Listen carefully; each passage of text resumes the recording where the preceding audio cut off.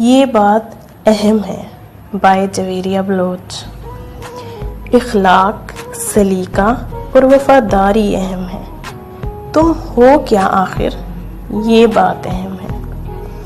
कितनी आसाइशें रखते हो मुझे मत बताओ।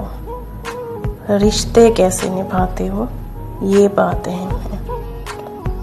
तुम कल क्या थे, छोड़ो इस बात को। तुम आज क्या हो, ये बात अहम है।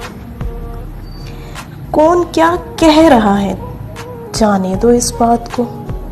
असल हकीकत क्या है, ये बात अहम है। कौन झुका, क्या फर्क पड़ता है। कौन झुका, क्या फर्क पड़ता है। रिश्ता बचा या नहीं, ये बात अहम है। कितनी उम्र है तुम्हारी, मुझे नहीं जानना। जिए कितना हो, ये बात अहम है। तुम्हारे इंतखाब से है इख्तलाफ, उन्हें तो क्या। तुम्हारे इंतखाब से है इख्तलाफ, उन्हें तो क्या। तुम मुतमईन हो या नहीं, ये बात अहम है।